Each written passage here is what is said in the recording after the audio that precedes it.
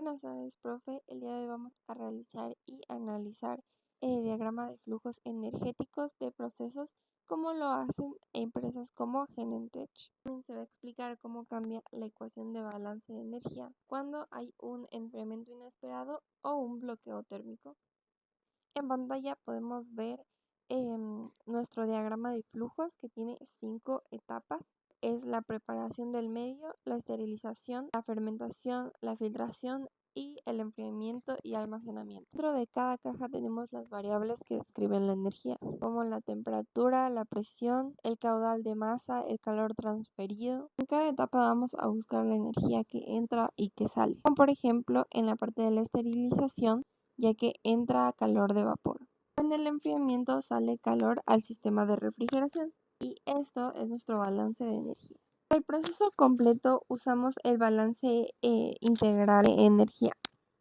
La idea de esto es que la energía que entra menos la energía que sale es igual a la variación de energía de todo el sistema.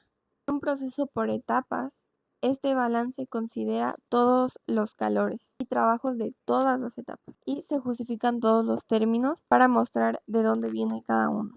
Ejemplo, en la primera etapa, que es la preparación del medio, calculamos el calor para subir de temperatura. En el bioreactor calculamos la energía de la esterilización. En el fermentador consideramos el calor metabólico o el calor que produce el sistema. Al final calculamos el calor de enfriamiento, que es hasta los 4 grados. Debajo de cada etapa podemos ver el balance diferencial. En la preparación del medio, para calentar a 37 grados, en el bioreactor donde la energía viene del vapor que entra, y en la fermentación donde podemos ver cómo se genera un calor metabólico. Una de estas ecuaciones nos permite ver cómo cambia la temperatura en el tiempo dentro de nuestro proceso. Ahora vamos a analizar qué es lo que pasa si es que hubiese un enfriamiento inesperado. Esto implica que entre aire frío desde afuera y esto genere una pérdida extra de calor. Este enfriamiento ocurre en el bioreactor, por lo que vamos a ver un nuevo término que va a ser menos Q perdido, el cual es negativo porque la energía se está escapando. Esto en el diagrama lo podemos ver como la línea punteada que sale del tanque. Entonces, esto quiere decir que el calor que sale de este, pues va a ser sumado o un calor extra por el enfriamiento, ya que se está perdiendo calor ahora en la superficie de nuestro tanque. Como esta pérdida no estaba contemplada, el sistema va a dejar de estar en equilibrio. Va a entrar a un estado transitorio donde la temperatura va a cambiar después de un tiempo. Por lo que tendremos la siguiente ecuación. También hay que considerar que si el calor perdido es más grande, el término de la derecha es negativo y por ende la temperatura baja. Ahora, ¿qué pasa si hay un bloqueo térmico? Esto pasaría, por ejemplo, si el tanque de enfriamiento deja de funcionar. En este caso, el tanque ya no puede sacar calor. Entonces, el calor metabólico o el calor que el sistema produce empieza a acumularse en el líquido. En el gráfico solo se va a eliminar una flecha de salida de calor porque el calor se empieza a acumular y por ende no hay pérdida de calor. Nuestra ecuación vuelve a cambiar y como ya no hay manera de sacar ese calor, la temperatura sube con el tiempo. Ahora, ¿por qué las ecuaciones cambian? Cuando aparece el enfriamiento, vamos a agregar un término de pérdida de calor, mientras que cuando aparece el bloqueo térmico, quitamos el término de extracción de calor. Esto explica por qué un sistema se enfría o se calienta.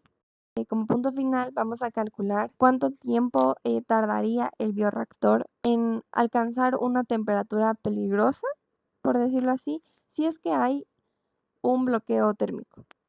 Para esto vamos a usar esta ecuación en pantalla y vamos a considerar que el documento nos da un volumen total de 8.500 kilogramos de agua por hora.